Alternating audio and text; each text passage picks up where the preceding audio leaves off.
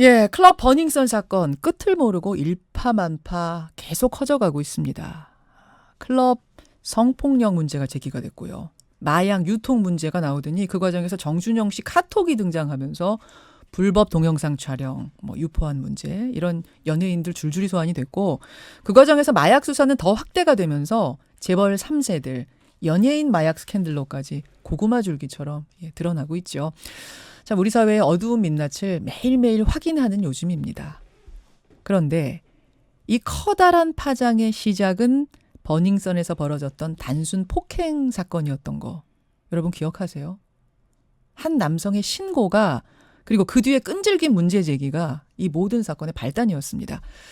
김상교 나비 효과 혹은 김쏘공 이렇게 불리기도 하죠. 그 최초 신고자 김상교 씨 오늘 스튜디오에 어렵게 모셨어요. 만나보겠습니다. 김상교 씨 안녕하세요. 네, 안녕하세요. 네. 용기를 내서 오셨네요. 네, 맞습니다. 버닝썬에서 폭행 시비가 벌어진 게 2018년 11월 24일. 네. 그때 경찰에 112에 신고를 하면서 네. 지금과 같은 이런 상황이 펼쳐지리라고 조금이라도 상상하셨어요? 네, 그때는 전혀 생각을 못했었습니다. 전혀 못하셨죠? 네, 당연히 당연히 못했습니다. 못하셨죠. 지금 한 5개월 지났습니다. 네, 그렇습니다. 지금에 와서 5개월을 돌아보는 소감은 어떠세요?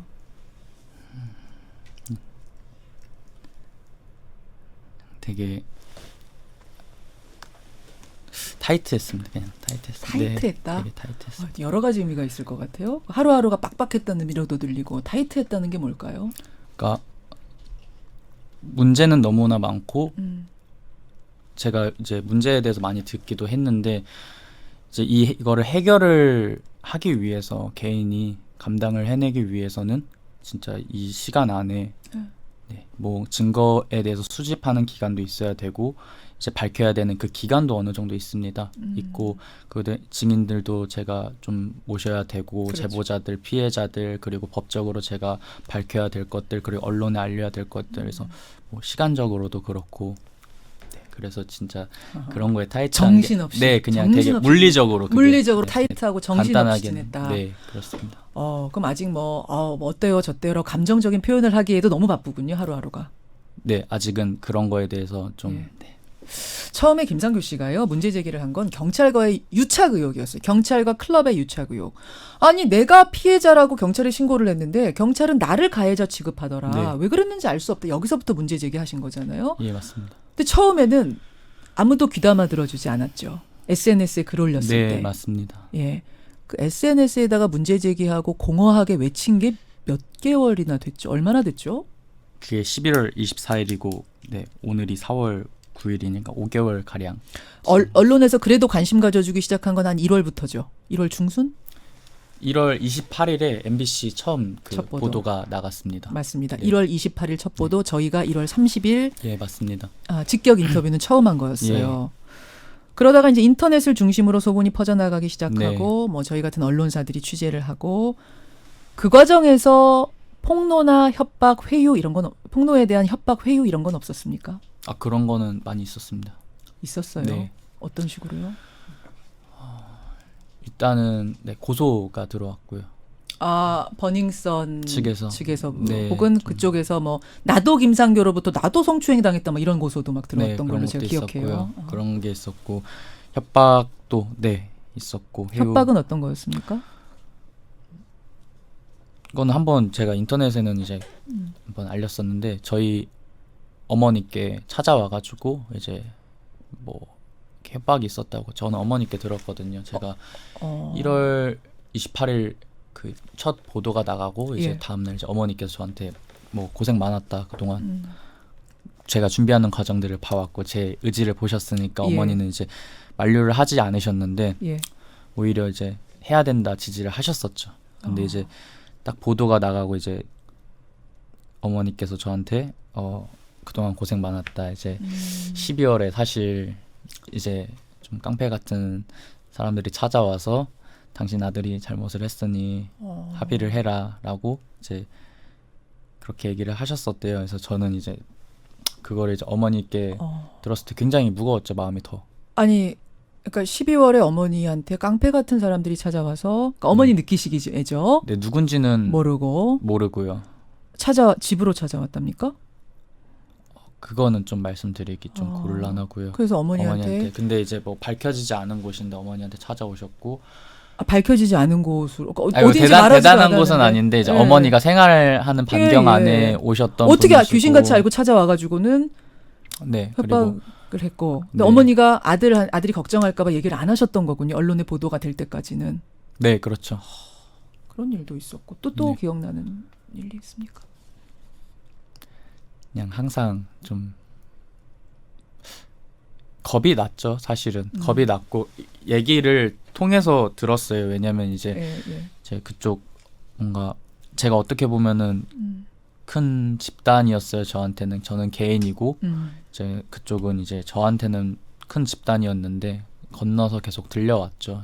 뭐 저한테 안 좋을 거다. 그만해라. 그리고 사람들 돌려서 얘기도 하고 위험하다라는 얘기가 너무 많이 사실 들렸었습니다. 그쪽은 이제 클럽과 관련된 쪽으로 추측이 되는 뭐 이런 사람들인가요? 그건 맞아요. 맞아요. 그건 맞고 그쪽에서 저는 위험한 사람들이고 위험하다라고 얘기를 들었었습니다. 근데 예. 그냥 그런 거기서 제가 두려워하면 안 된다고 생각을 했습니다. 그렇군요. 그래서 밀고 나온 것이 이렇게 나비 효과, 김쏘공, 어마어마한 민낯을 드러내게 한 주인공이 되신 건데, 근데 김상규 씨가 이제 문제 제기하면서, 저 남성은 근데 뭐 하는 사람이야? 버닝썬에 뭐 맨날 다니는 사람인 거야? 뭐 아니면 일이 없는 백순과 여러 가지 소문도 많았잖아요. 네. 실례지만, 네. 뭐 하시는 분이세요? 네, 저는 이제 뭐 뮤직비디오나 광고 쪽에서 네, 뭐 연출을 했을 때도 있고 그리고 뭐 미술 감독으로도 활동을 하고 그리고 제가 한 4년 정도 이제 친구들이랑 마음 맞는 사람들 모여가지고 이제 영상 쪽 일에 관심이 많아서 이제 일을 하다가 이제 회사를 다 같이 좀 창업을 하게 돼가지고 이렇게 4년 정도 그냥 열심히 일하던 친구고 그날도 이제 일을 도와주는 사람이 이제 생일 파티여가지고 그날 그 클럽에는 처음 간 거였고요. 그러니까요. 네. 광고 업계에 종사하는 아주 건실한 젊은이 청년입니다. 예. 그런 분이 어떻게 연루가 되면서 본인이 원하지 않았는데 공을 던져버린 거예요. 네, 그렇죠. 그렇죠. 처음엔. 연루가 돼버린 거예요. 예, 맞습니다. 지금 김상규 씨의 버닝썬 문제 제기는 몇 가지 축으로 나뉘어져서 번져가고 있습니다. 첫 번째 축이 경찰과 클럽 간의 유착 네. 문제에 대한 제기였어요. 네. 승리의 단톡방이 공개가 되고 경찰총장이라고 하는 사람이 거기에 등장하고 그러면서 수사가 되고 그쪽은 뭐 수사가 되고 있는 것 같습니다만 네. 그거 알고 보면 여러분 승리 단톡방의 경찰총장은 2016년도 건이에요. 김상규 씨가 이번에 문제 제기한 거는 현재 진행형 유착이고 이 김상규 씨 건에 관한 유착은 어떻게 진행이 되고 있어요, 수사가?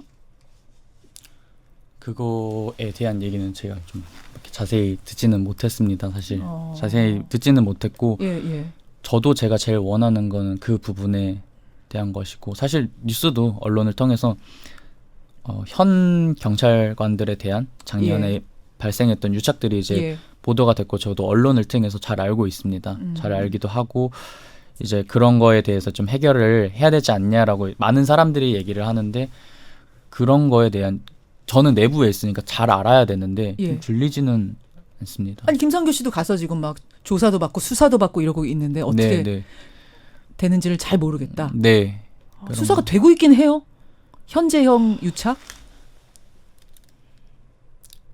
뚜렷이 보이지 않습니다. 네. 그렇죠. 지금 경찰 수사 몇 번 받으셨죠? 가서? 제가 한 지금 12번 12번 받았습니다. 12번 경찰서 다녀오셨어요. 수사 받으면서 이런 점이 좀 아쉬웠다 하는 부분들이 있습니까? 수사 받으면서요. 예. 제가 그 자리에 있는 것조차 저는 아쉽죠. 그 많은 조사를 받아야 된다는 것 자체가 정말 아쉽고요. 그냥 112에 신고한 사람이잖아요. 그냥 이 문제를 해결을 하기 위해서 이 단순한 문제를 해결을 하기 위해서 5개월 동안 여기까지 와 있는 그 자리 자체가 저한테는 근데 힘듭니다. 어떻게 확신을 하셨어요? 그 시비 상황에서 야 이거는 클럽과 경찰 간의 유착 없이는 이게 이렇게 안 될 텐데라는 생각을 어떻게 하고 확신하고 몇 달을 아무도 들어주지 않는데 SNS에 계속 외치셨던 거예요? 제가 정확히 얘기를 했어요 그때. 그러니까 올바로 된 그 수사의 행태나 그 예. 현장에서 조치를 해야 되는 거에 대해서 그 자리에서 저는 즉각 문제 제기를 했습니다. 예, 근데 예. 그거에 대한 답변을 제대로 못했고 오히려 폭력성으로 돌아왔습니다. 그래서 그거에 대해서 저는 경찰서에서도 계속 문제 제기를 현장에서도 하고 현장에서도 하나하나 계속 짚어가면서 예. 이건 아니다 저건 아니다 예. 이렇게 하면 안 된다 라고 계속 짚어가면서 얘기를 했는데 점점 폭력적으로 변했고 폭력적으로 변했다는 건 김상규 씨한테 네 그렇습니다. 그러고 이제 당시에는 피해자인 저에 대한 태도가 예. 좀 그쪽 가해자에 대한 태도랑 이게 좀 상반돼가지고 클럽 쪽에다 대하는 거랑 네 저는 그게 클럽 관계자들 네 예, 예, 그래서 예. 그게 좀 확신이 드셨어요. 눈에 보기에도 확신이라기보다는 이상하다 해서 이상하다. 네, 너무나 이상하다. 너무나 이상하다. 예, 여기서부터 시작이 된 겁니다. 지금 수사받으면서 너무 아쉽다고 하는 거. 일단 왜 내가 여기까지 와야 됐는가 하는 게 아쉽다고 하셨고 예, 맞습니다. 그것 외에도 또 혹시 있습니까? 말씀하고 싶은 게? 수사 과정에서요. 예, 예. 그거 말고는 없습니다. 어머니도 경찰에 출석해서 수사받으셨다 제가 그 예, 얘기 들었어요. 맞습니다. 그건 뭡니까? 그건 이제 어머니께서 인권위원회 12월에 진정서를 넣으셨습니다. 예. 그거에 대한 이제 참고인 조사하셨습니다. 어떤 진정서를 넣으셨어요? 제가 이제 체포 당시에 이제 납득을 할 수 없는 신고자로서 납득할 수 없는 상황에 대해서 당시 상황을 좀 묘사를 해가지고 어머니께서 인권위에 넣으신 걸로 알고 있습니다. 아니, 어머니가 많이 도와주시네요. 굉장히 용감하시네요. 네, 어머니께서 많이 도와주셨습니다. 지지가 돼주시는군요. 네, 제일 많이 그렇게 예, 예. 지지해 주셨습니다. 그럼 어쨌든 지금 강남서 그 지구대에서 벌어진 일들 2017년, 18년 11월 24일 일과 관련해서는 네네. 뭔가 처벌받거나 뭐 이렇게 된 사람 아직 아무도 없는 거예요. 경찰 쪽에. 예, 그렇습니다. 예, 유착과 관련해서. 예. 그러면 승리의 단톡방에서 나온 경찰총장 뭐 알고 보니 이제 총경이었다고 하고 뭐 이런 것들. 네. 이런 걸 바라보는 느낌은 어떠세요? 알고 보니 경찰청장이 아닌 총경이었고 오히려 그 당시는 그냥 뭐 과장 정도였다고 하고 뭐 이런 네네. 것들. 예. 근데 당시에 제가 뭐 그분들에 대한 이제 뭐 직급이나 이런 거에 대해서는 뭐 이렇다 저렇다 할 수는 없었지만 사실 좀 그게 나왔을 때 속이 시원했던 거는 그러니까 이 정도에 관계돼 있는 사람들 어떻게 보면은 연예인이어도 일반인인데 일반인이 공권력이나 이렇게 닿았다는 것 자체가 예. 저는 사람들한테 어느 정도 저에 대한 해명이 해소가 됐다고 그때 생각을 합니다. 그래요. 네. 네. 이런 사람들이랑 연결이 돼 있으면 저희 같은 일반인들은 이런 집단을 할 때 물론 제 사건에 대해서 이 사람들이 뭐 개입을 했는지 안 했는지 전혀 모릅니다. 전혀 모르지만 예. 그래도 저희 같은 이제 일반인 입장에서는 사실 네 그런 조금만 단서라도 네. 되니까.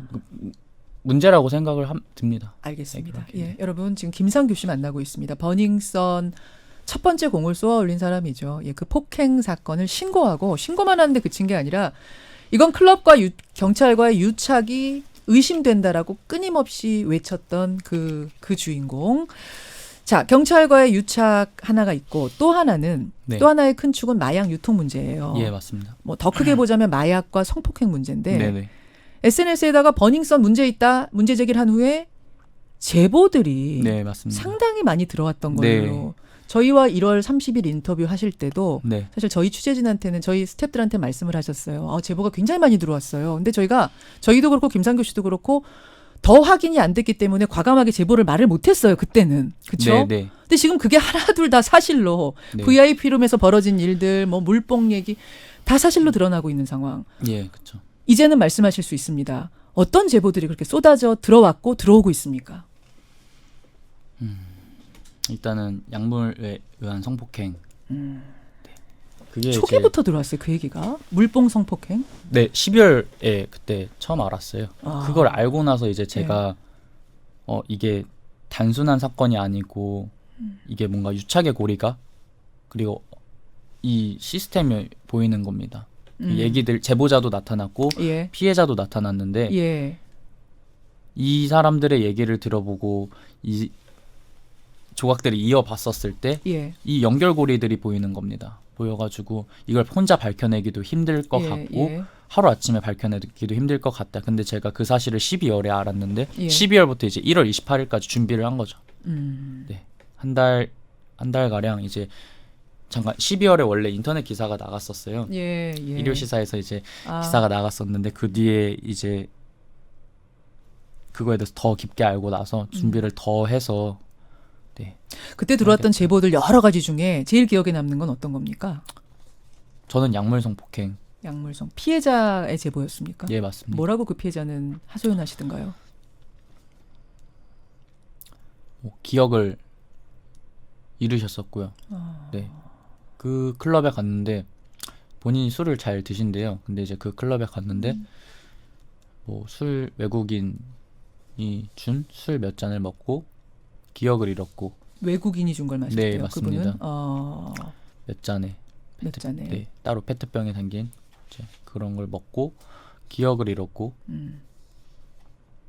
그다음에 좀 깨어났었을 때는 이제 성폭행을 당하고 있었고 네, 그런 것들에 대해서 좀 적나라하게 들었고 이거는 술이 아니겠구나라는 확신이 드셨던 거예요. 네, 근데 그 전에도 예. 인터넷에서 그 비슷한 글들이 있었어요. 뭐 기억을 잃었다, 예, 뭐 예. 막 이런 것들이 있었는데 약물이 저는 한국 클럽에서 약물이 그렇게 공공연하게 사용이 되는지 몰랐었습니다. 그렇죠. 몰랐었는데 보는데 아 이게 진짠가 약간 의심스러웠는데 이제 내부 제보자가 나타났고 내부 제보자가 그런 거에 대해서 얘기를 해줬는데 물증이 없었고 예. 저도 확인을 못했었으니까 이거에 대해서 어디 가서 얘기하기도 위험할 수도 있다는 생각이 되게 강해가지고 알고만 있었는데 그 피해자가 나타난 겁니다. 아. 피해자의 얘기를 직접 듣고 눈을 보면서 얘기를 했었을 때 아 이거는 나만 알아서는 안 되겠구나라는 생각이 들었습니다. 그렇군요. 네. 지금 그렇게 처음에는 일반인들이 VIP룸에서 이른바 물뽕이라고 불리는 마약을 먹여서 성폭행했다는 것부터 시작을 했는데 네네. 지금 들어가는 걸 보면은 연예인도 있고요. 재벌 3세들도 마약을 뭐 공공연하게 하고 있다라는 게 하나하나씩 드러나고 네. 있거든요. 혹시 이 연예인이나 재벌이나 뭐 이런 사람들과 관련된 마약 제보도 있었습니까? 혹은 들으신 것, 취재한 것이 있었습니까? 그거는 좀 언론 통해서 많이 들었고요. 예, 예. 언론 통해서 많이 들은 경우가 있고, 근데 제보가 저는 또 특수층, 사회적 특수층이라기보다는 오히려 그런 제보보다는 좀 일반인 쪽이나 일반인. 네. 일반인 쪽 제보 중에는 그럼 클럽과 관련된 거 아닌 것들도 있었어요? 막 들어오는 것 중에? 확증은 아닌데 예. 그 의심이 든다라고 하는 사람들은 있었습니다. 예를 들면 어떤 장소에서도. 그러니까 우리가 그냥 지금 술을 마시다가요. 그냥 일반적인 술집 그리고 혹은 이제 유흥업소 뭐 가라오케 예, 뭐 그런 데에서도 있었고. 아니 VIP 버닝썬 같은 경우에는 VIP 룸이 있고 네네. 그 VIP 룸이 밀폐된 공간이었고 굉장히 은밀한 공간이었기 때문에 마약을 먹이고 물뽕을 먹이고 성폭행, 성추행을 했다는 게 이해가 되는데 일반적인 술자리에서 그렇게 당했다는 분들의 근데 제보도 그 있었어요. 클럽도 예. 제가 그 버닝썬뿐만 아니라 클럽 들었을 때 예. 룸이 아니고 이제 그냥 제가 홀? 제일 크게 생각이 든 건 그겁니다. 예. 일반 사람들이 다니는 이제 그렇게 사람들이 막 다니고 테이블이 일반 사람들이랑 붙어 있는데 예. 거기서 이제 술에 약을 타서 그냥 일반 대중들한테 준다. 홀에서도 룸이 네, 아니라? 네. 저는 그게 되게 심각하다 느낀 겁니다. 아 그럼 거기서 바로 그냥 몽롱해지거나 뭐 쓰러지거나 이렇게 되는 거 아니에요? 홀에서 그냥 먹이면? 제가 이거 뭐 제보 받은 건데, 제보받은 건데. 제보 받은 네. 건데, 그래서 좀 취하면 데려온다. 그래서 확인을 계속 주시하고 있다. 주시하고 있다가. 그렇게 들었었어요. 그래서 이게 무서웠던 겁니다. 그때부터. 그래서 제가 그러니까 누구나 갈 수 있지 않습니까? 예. 거기가 누구나 갈 수 있는데 20대들은 이제 많이 가는 걸로 아는데 그래가지고 이거 일반인들한테 너무 대중들한테 살에 닿아 있다. 이게 너무 가까이 와 있다. 예. 이 목에 칼이 들어왔던 저는 생각이 사실 들었습니다. 그러니까 VIP 룸에서 은밀하게만이 아닌 네. 그냥 홀에 있는 사람 물뽕을 말하자면 그냥 뿌려놓고선 하나 걸려라는 식처럼 느껴지기도 하네요. 그리고 좀 대놓고 한다고 얘기도 저는 들었습니다. 대놓고 한다는 얘기. 지금 승리 씨 카톡방, 뭐 정준영 카톡방에서 캔디, 고기 이런 은어들을 발견했다고요 경찰이. 네. 그러면서 그들에 대한 이제 마약 수사도 확대가 되고 있다고 하는데, 네. 예, 얼마든지 개연성이 있다고 보시는 거군요. 연예인들의 사이에서 공공연하게 아주 은밀하지 않게 퍼져나가고 있었던 마약. 네, 구분이 없다는 저는 생각이 들어요. 그게 뭐 네, 단순 연예인의 문제라고 생각 저는 안 들어요. 제가 들은 제보는 사람들이 나서지 못하는 거지. 예. 이게 물뽕이라는 게 몇 시간이 지나면 사라진다고 하기도 하고. 그냥 마약처럼 남아 있는 게 아니라 사라진다면서요. 흔적이. 네, 검사에도 안 검사에서, 나온다면서요. 네, 그게 되게 무서운 거죠. 그리고 그냥 기억을 잃어버리기 때문에 네. 이게 술 때문에 술에 취해서 내가 이랬나? 물뽕을 먹어서 이랬나를 알 수가 없다. 그렇죠. 피해자가. 피해자 입장에선 그걸 알 수가 없는 없다고. 거죠. 그래서 잡을 수가 없던 거죠, 그동안. 그 취재를 쭉 해오면서 그러니까 이게 공공연하게 물뽕이라는 것이 클럽에 돌기 시작한 게 언제쯤부터라고 알게 되셨어요? 얼마나 됐습니까? 클럽에서는 언제부터 제가 물뽕이 돌았는지는 그거는 저도 정확히는 모르겠습니다. 근데 이제 물뽕에 대해서 제가 알아보려고 예. 좀 이제 제보 받은 거나 해가지고 연락을 드려가지고 유흥업계 종사자들을 제가 만나러 다녔었습니다. 만나러 다녀서 이제 얘기를 들은 거는 좀 오래됐다. 오래됐대요. 네, 오래됐다.